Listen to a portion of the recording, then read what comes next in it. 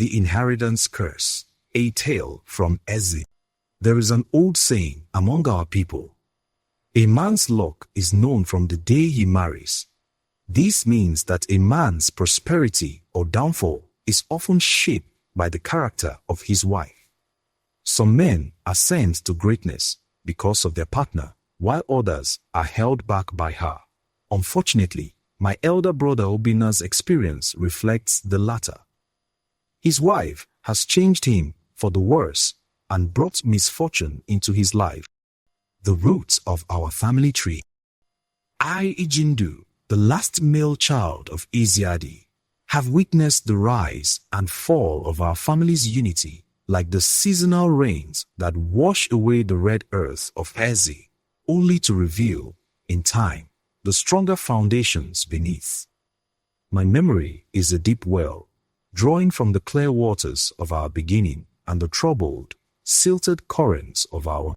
My father, Izadi, was a man whose soul was tuned to the rhythm of tradition and the land. He would gather us, his 8 children, 6 sons and 2 daughters, under the ancient, sprawling Iroko tree that stood at the center of our compound. Its branches were like the arms of our ancestors, offering shade and shelter. There, in the cool of the evening, he would tell us stories of our lineage.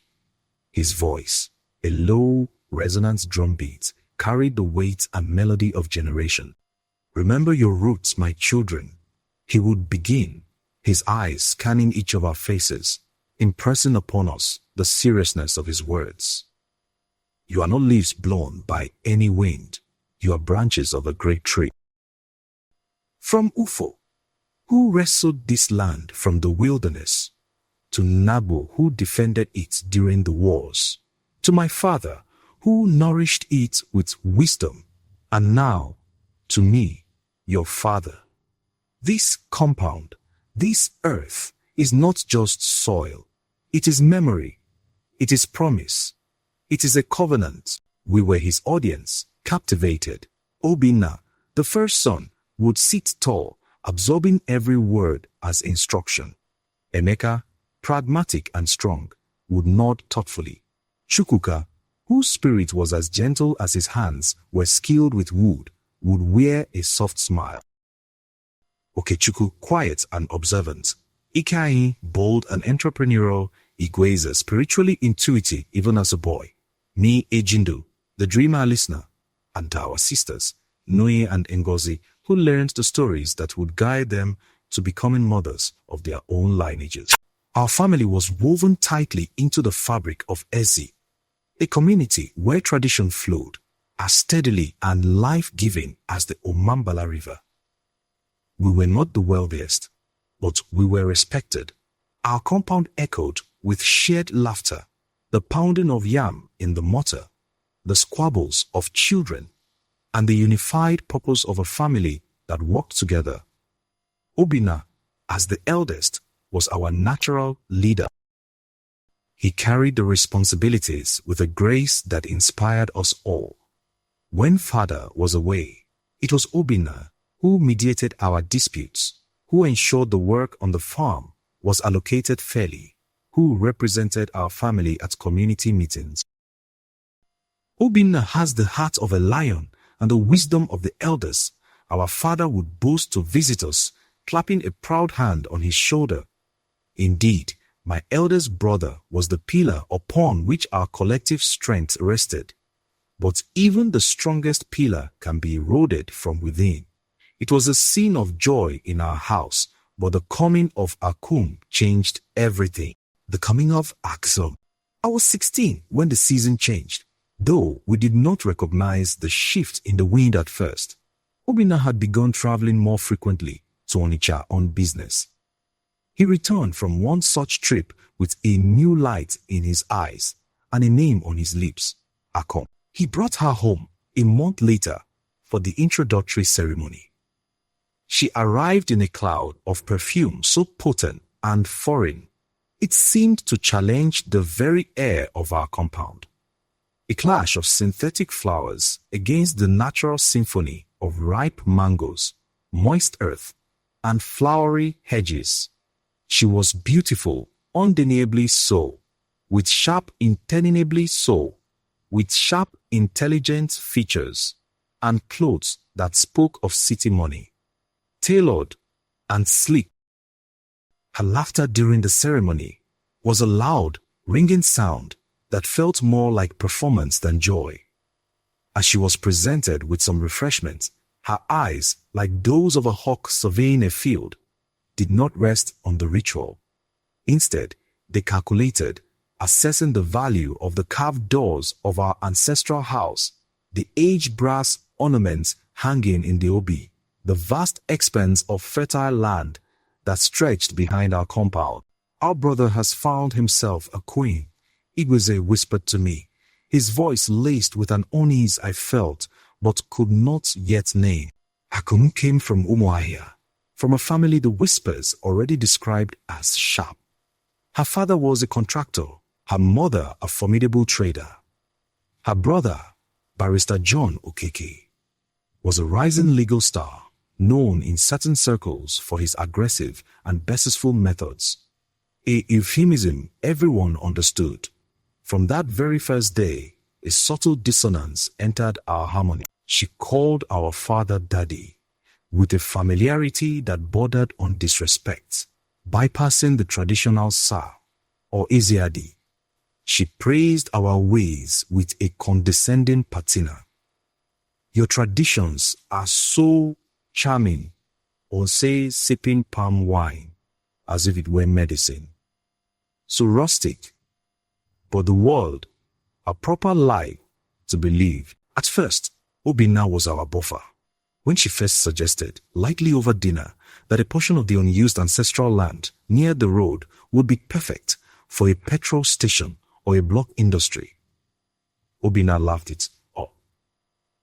That land is not for selling, my wife. It is for the children who are yet unborn, our father's words. But Akum was a master of the slow, persistent drip.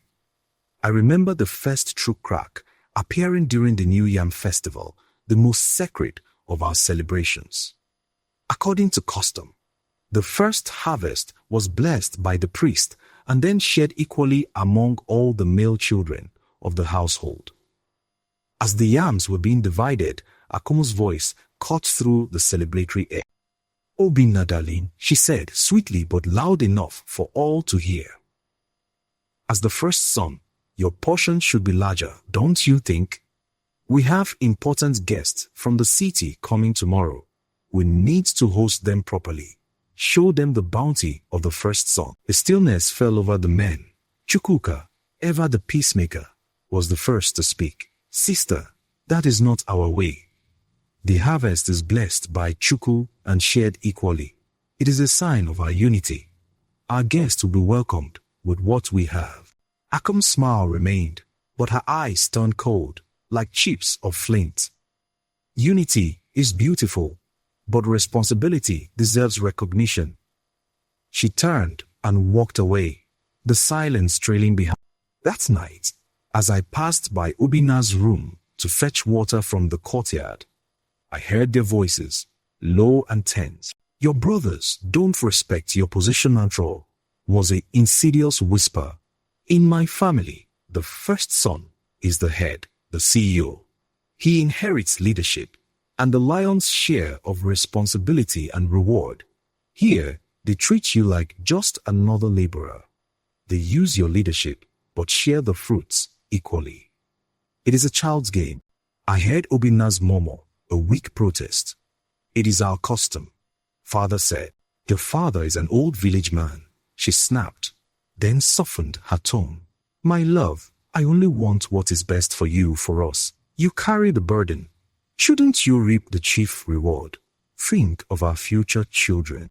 I crept away, my heart heavy. The seed, carefully coated in the poison of perceived injustice and modern ambition, had been planted deep in Obinna's heart. The watering would come with time and pressure. Our father's passing. 2 years later, the great Iroko tree that was our father, Iziadi, fell. His passing was not sudden. He faded like a slow sunset that cast a long, deep shadow over Ezi. He had been a pillar of the community, a man who mediated disputes with proverbs, and a firm, fair hand, who upheld traditions not as rigid laws, but as living wisdom. His funeral lasted 7 days. The air thrummed with the beat of ekwe and ogene, wooden and metal gongs, with dirges sung by women whose voices carried generations of sorrow. People came from neighboring towns, their numbers a testament to his stature. It was on the 8th day, the Ikwa Ozu ceremony, when the extended family and the Umunna, the kindred council, gathered to settle affairs, that the cracks Akom had engineered yawned open into a chasm. The morning was heavy, not just with the usual humidity, but with a palpable, unspoken tension. We, the 6 sons, sat in a semicircle in the main compound. The elders of the Umunna, men with faces like cracked leather and eyes that had seen countless family dramas, sat opposite us. The air smelled of recent rain and the faint ceremonial scent of alligator pepper. Eldemakwe, the boldest among them, cleared his throat. His voice was thin but clear, a blade cutting through the thick air. Izadi, my friend, has joined the ancestors. He was a good man. He leaves behind what a good man should: lands at Umweze and Amogugu, the palm groves, this compound, the houses daring, the money in the bank, and his good name. According to custom of our fathers in Ezi, these possessions, these fruits of his labor, shall be divided into 6 equal parts for his 6 sons. The daughters, Nunye and Ngozi, have received their blessings and support. They are now of their husbands' houses. Does anyone contest this way? It was the formal question, expected to be met with silence or assent. But the silence that followed was different, strained electric. All eyes turned to Obinna. He had been withdrawn throughout the funeral, avoiding our collective gaze. Now, he slowly stood up. The brother I knew seemed encased in a new stiff shell. His eyes, bloodshot from grief and perhaps secret turmoil, looked at the elders, but not at us. I have a different proposal, he announced. The words fell like stones into a still pond. Elder Mbakwe's eyebrows rose. Speak, my son. Obinna swallowed, his Adam's apple bobbing. As the first son, he began, voice gaining a rehearsed steadiness. I have carried burdens my brothers cannot fully understand. When our mother died, I was more than a brother. I was a second father. I have managed family crises, represented us in difficult times, and shouldered responsibilities that aged me before my years. He paused, and for a fleeting second, I saw a ghost of the old Obinna, tortured, conflicted. Then his gaze flickered toward the veranda of the main house, where Akum stood partially hidden in the shadows, a still, watchful figure, his spine straightened. Go for, I propose a modern, equitable solution. I will take 50% of our father's assets. The remaining 50% can be divided among my 5 brothers. The silence that followed was absolute, profound. It was as if the very ancestors had gasped. Then chaos erupted. Emeka shot to his feet. Brother, have fever taken your mind? 50%. This is an abomination. Chukwuka stood, his gentle face contorted in pain. Obinna, think. Remember our father's stories under the Iroko tree. We are all his children. We all bled on that land together. Ikenyi and I built the fence at Amogugu with our own hands. Kechuku, tears streaming down his face, cried out, You were my mother when mother died. Would she want this? Ikenyi and Igweze added their voices, a chorus of betrayal and disbelief. I, the youngest, could only stare, my tongue stuck to the roof of my mouth, watching my family fracture before my eyes. Obinna stood amidst the storm, his face a mask of defiant misery. My decision is made. As the first son, it is my right to determine what is fair. The elders were murmuring, their faces dark with disapproval. Elder Mbakwe raised a gnarled hand for silence. This proposal, he said, his voice like grinding stones, is not of Ezi. It is a stranger in our house. We cannot sanction it here. This matter must go before the full village council.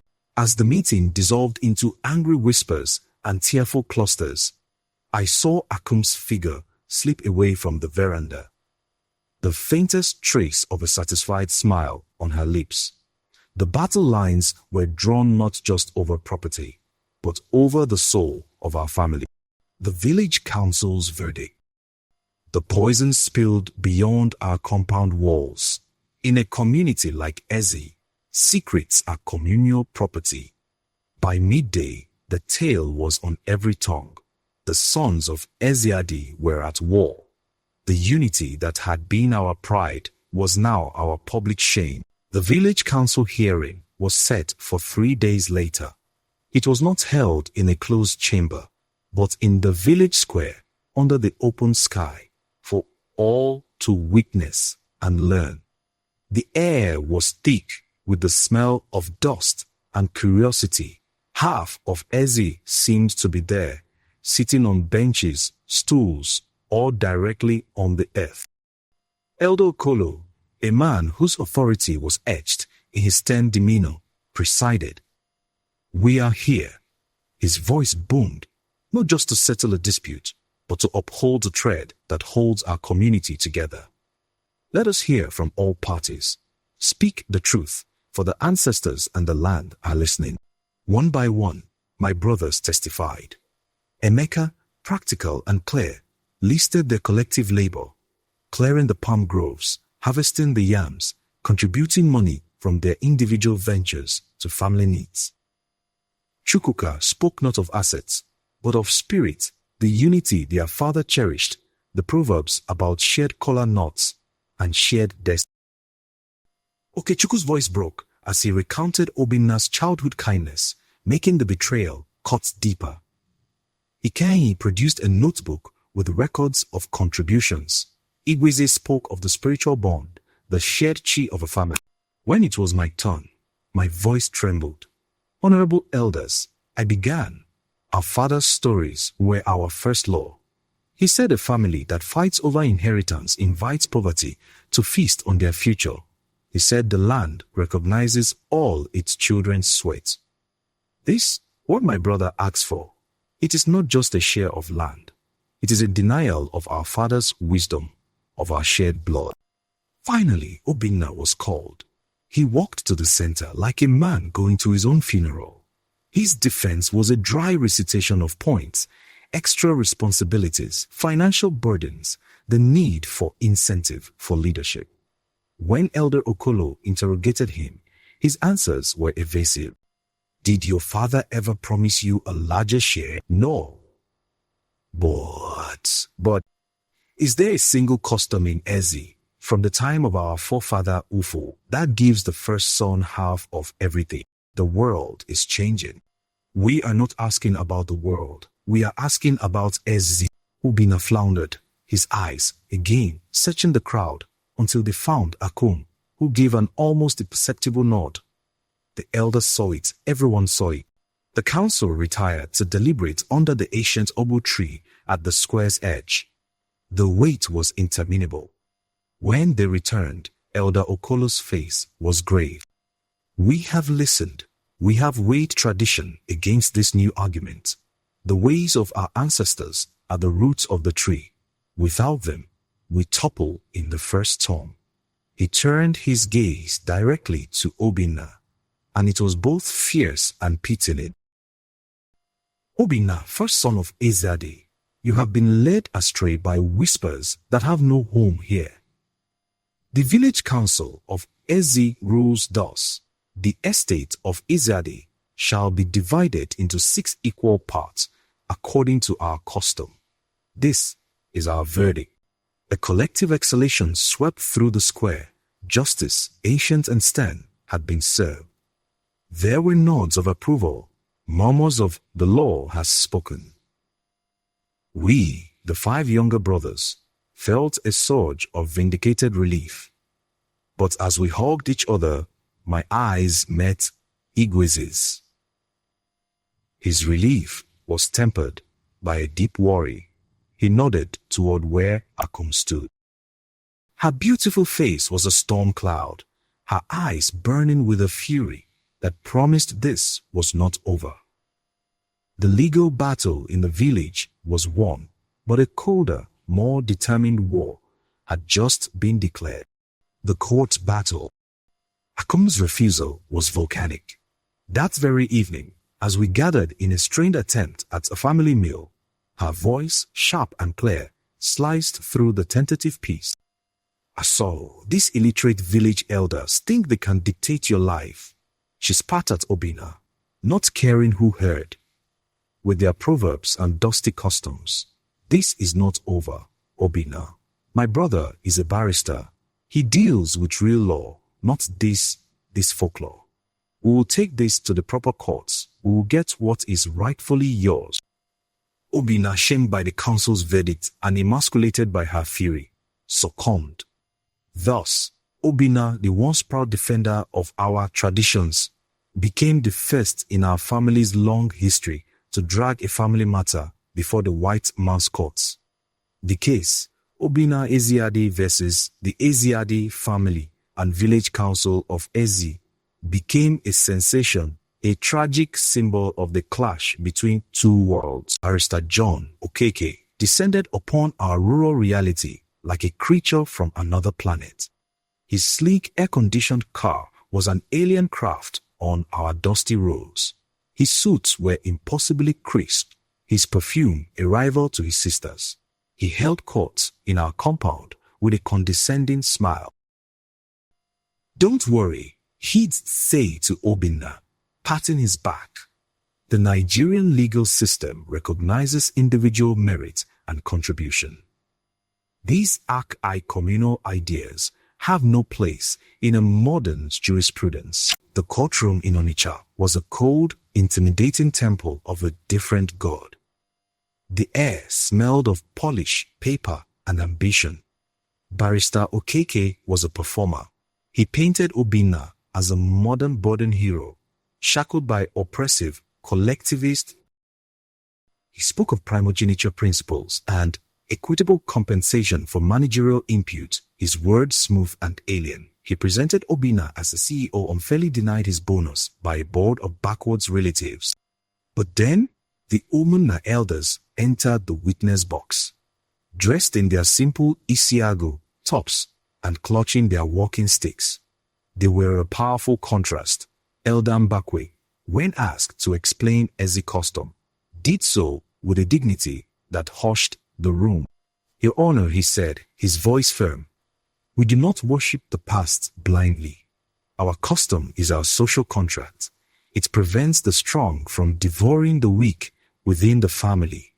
It ensures that every child of a man has a foundation. What my son Obinna seeks is not leadership, but lordship. It is a foreign seed that will grow a tree of poison in our family compound." One after another, neighbors, family friends, even our sisters' husbands testified. They spoke of seeing all 6 brothers farming together, of collective contributions to their father's comfort in old age. The narrative of one overburdened son crumbled under the weight of communal truth. Barrister Okeke, for all his connections and rhetoric, was fighting not just a family, but an entire philosophy of life. The judge, a man who perhaps saw in our elders the ghost of his own village grandfather, ruled with clear-eyed wisdom. He upheld the village council's decision, affirming the legal recognition of customary law in matters of inheritance where it was proven and consistent. We left the courtroom victorious for the second time. But the victory was ash in our mouths. The cost was visible in Obinna's hollow eyes, in the way he walked without meeting anyone's gaze. Igweze, as we stepped into the harsh sunlight, put a heavy hand on my shoulder. His words from weeks earlier echoed in my mind, now fully realized. The battle in court is over, but the war in the spirit realm has just begun. The descent and the darkness. Back in Ezi, Obinna and Akum retreated. They accepted the court's ruling with a cold, formal silence and began building a new house, a bungalow with a high fence, upstored the farthest edge of the family land, a physical manifestation of their separation. The unified compound was now a divided kingdom. Then the misfortunes began. They started as small, isolated tragedies, but the pattern soon became a terrifying tapestry. Chukwuka's youngest boy, Nnamdi, a bubbly 3-year-old, was struck by a fever so sudden and severe it defied explanation. His tiny body burned, yet he shivered. The best herbalists from Abakaliki were brought in. Their potions cooled him only for hours. At the hospital in Enugu, doctors were baffled. His tests showed nothing conclusive. They said, shrugging, the child wasted away, his laughter replaced by a weak whimper. Then Okechukwu's motorcycle spare parts business, once thriving, began to collapse. Customers returned with complaints. New brake cables snapped, causing accidents. Engine parts sold as genuine failed within days. Whispers of Okechukwu sells cursed goods spread.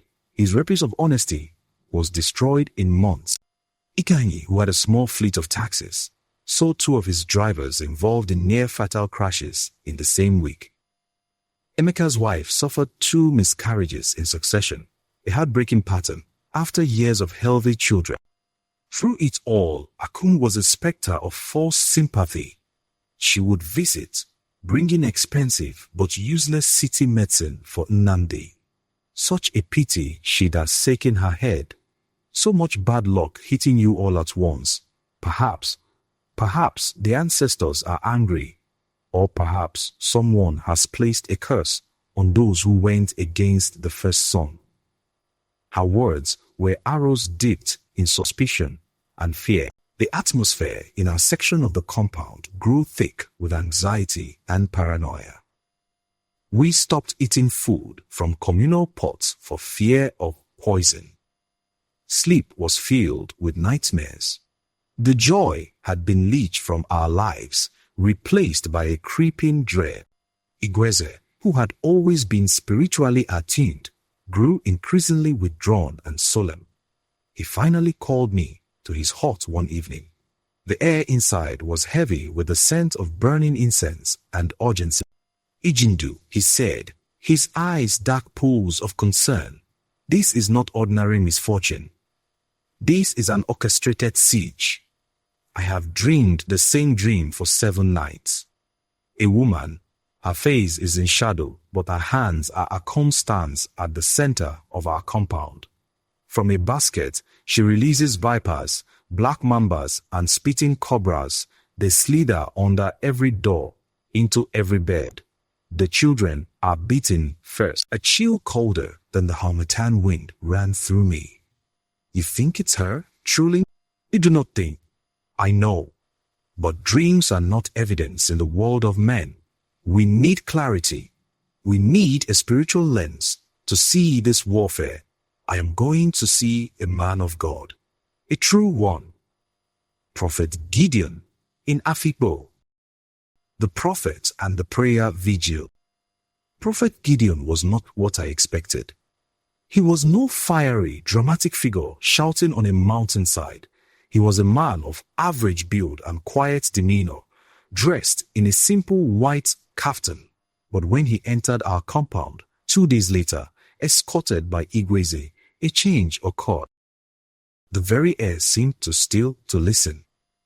His eyes, when they met mine, were disconcertingly clear, like looking into a deep, calm spring that reflected not your surface, but your hidden depths. He did not speak much at first.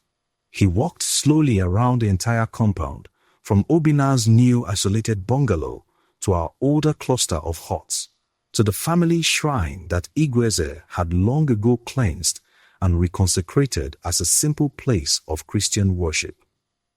His lips moved in silent prayer. We trailed behind him, a silent, hopeful, desperate procession. After completing his circuit, he stopped in the center of the compound, where our father's Iroko tree stood. He turned to us, his face grave. "God is an altar here," he said, his voice low but carrying absolute authority. "Not of wood and stone, but in the heart. From it, witchcraft is being served. Jealousy, hatred, and greed have been ritualized into a powerful curse against this family. It has taken root because of strife. The legal victory did not end the war. It only moved the battlefield to the spiritual. This altar must be destroyed tonight, or it will destroy you all." Prayer vigil was called for that night at the family shrine. It was a moonless, inky night, as if the heavens themselves were holding their breath. The entire family, all 5 brothers, our wives, our children, even Nonye and Ngozi, who had returned, gathered. No one from Obina's house came. Kerosene lanterns and local candles cast a trembling, orange glow on our anxious, expectant faces. Fear and hope warred within us. Prophet Gideon began quietly, praying for the peace of God to descend. Then his voice changed. It deepened, gaining a resonance that seemed to vibrate in our chests. He prayed with authority, not pleading, but commanding. He addressed spirits of strife, destruction, infirmity, and death directly, binding them in the name of his faith. He prayed for a revelation of hidden works, for the breaking of every chain. As his prayers intensified, a strange localized wind began to stir, rustling the leaves of the guava tree beside the shrine, though the night air elsewhere was utterly still. A palpable pressure built, a spiritual heaviness that made it hard to breathe in. On my skin, a sense of impending collision. And then, from the direction of Obina's bungalow, a door slammed. Akum emerged. She was not coming to join us. Her face, visible in the back glow of her veranda light, was twisted with derisive fury, a scorn so deep it was demonic. She marched toward our circle, clearly intent on disrupting, on scattering us with her venom, on shaming the prophet. She never reached us. As she entered the outer ring of our lamplight, Prophet Gideon wheeled around. He pointed a finger not in anger, but with the terrible certainty of a judge pronouncing sentence. His voice, when he spoke, was not his own. It was a clarion call that echoed in both the physical and spiritual realm. "You vessel of iniquity, daughter of Jezebel, the secret altar in your heart is exposed tonight. The cycle of manipulation ends here. In the name of the Most High, I command the spirit of witchcraft to lose its grip and confess its works." Akum froze mid-stride. Her sneer melted into a mask of shock, then terror. A violent, unnatural tremor convulsed her body, as if an immense, invisible hand had shaken her to her core. She did not fall. She collapsed, crumbling to the red earth like a puppet with severed strings. Then a sound erupted from her that haunts me to this day, a guttural, multi-voice scream, a cacophony of agony and rage that was partly hers but layered with darker, older timbres. It was the sound of a fortress breaking. Compelled by a power she could not resist, she was forced onto her knees, then prostrate, her face in the dust of the very compound she sought to destroy. What followed was the longest, most harrowing night of my life. For hours, a torrent of evil was wrung from her lips. It was not a confession to men, but an extraction by divine force. She named names, dates, places, every dibia, every sorcerer from Aba to Ogwashuku, every price paid. She described charms in chilling detail, the one wrapped in black cloth and cock feathers buried at the threshold of Emeka's hut, the powder, mixed with ground cemetery soil, she had slipped into the palm wine Ikanye drank at a family meeting. The twisted uri root planted in Okechukwu's farm to blight his crops. She confessed to invoking the spirit that gave Nnamdi the unbreakable fever, to casting the spell that clouded the judgment of Okechukwu's customers, to summoning the accident-causing spirits that targeted Emeka's taxi driver. She detailed with cold clinical precision her psychological war on Obinna, the planted seeds of inferiority, the replaying of minor slights as major betrayals, the slow rewiring of his love for us into resentment. She revealed her plot. Triggered the 50% demand, forced the lawsuit to drain family resources and create permanent enmity. Then, once isolated and in control of half the wealth, persuade Obinna to sell everything and move to Lagos, leaving the rest of us in ruined discord. She spoke of spiritual familiars, of nocturnal flights, of secrets she had no natural way of knowing. She confessed to attempting to bribe a court clerk. She spat her contempt for our Kresimiti traditions, her desire to see the compound emptied and sold. The depth of her malice was fathomless, a well of pure hatred. Our family listened, horror-struck, as the full, monstrous scope of her war was laid bare under the flickering lamplight. Obinna, who had been summoned by the commotion and now stood at the edge of the circle, watched with dawning, horrific comprehension. His face crumbled from confusion to denial to utter agony. The scales fell from his eyes, and he saw the puppet master who had moved his hands for years. As the first pale grey light of dawn touched the eastern sky, and the cocks began to crow, the torrent from Akum's lips ceased. The oppressive, choking weight that had suffocated our compound for months lifted suddenly, completely. It was as tangible as a blanket being ripped away. A profound, clean silence returned, broken only by the blessed, normal sounds of a new day. Birdsong, a distant goat's bleat. Akum lay still in the dirt, a small, crumpled form. The evil had been evacuated, and with it, her very life force. The dark forces she had conscripted, when confronted by a power they could not withstand, had recoiled and in their retreat, had consumed their vessel. Obinna stumbled forward, a broken man, tears carving rivers through the dust on his own face. He reached to touch his wife's shoulder, perhaps out of habit, perhaps in final pity. He recoiled with a gasp. Her body was cold. The life had departed. She had died there in the red earth of the compound she sought to destroy, emptied of her secrets and her spirit. The weaving of new threads, the weeks and months that followed, were a time of deep mourning, cleansing, and slow, painful healing. Akum was buried without fanfare, a quiet end to a violent story. The misfortune stopped. Nnamdi's fever broke the very next day, and he recovered fully. Okechukwu's business slowly regained trust. The shadow lifted. The greatest healing was for Obinna. Ravaged by guilt and remorse, he became a ghost of himself. He abandoned the isolated bungalow and returned to his old room in the main compound. We, his brothers, after the initial storm of anger and hurt, remembered the brother he had been. We remembered the stories under the Iroko tree. With the poison removed, our blood bond reasserted itself.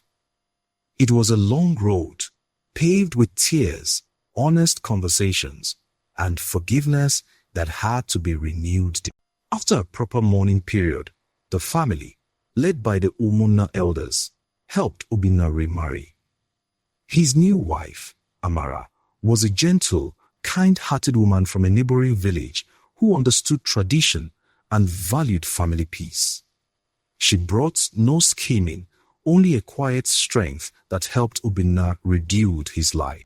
The inheritance was finally divided, not just into 6 equal plots of land, but into a renewed understanding of its true meaning. It was not just property, it was stewardship, continuity, shared responsibility. Today, as I sit under that same ancient Iroko tree, now with my own children and my brother's children playing around me, the story of the inheritance curse is not a secret. It is a cautionary tale we tell, a scar that reminds us of our resilience. The roots of our family tree were tested by a fierce, unnatural storm. They were damaged, but they held. And from that testing, new, stronger growth emerged. The unity of Eze and of the Izadi family was not a fragile thing. It was a deep, abiding truth that once rediscovered, proved stronger than any curse. The land, our father's memory, and our shared blood had ultimately prevailed. We had learned, in the most painful way possible, that the greatest inheritance is not what is divided, but what is shared. Peace, forgiveness, and an unbreakable bond that not even the deepest darkness could sever.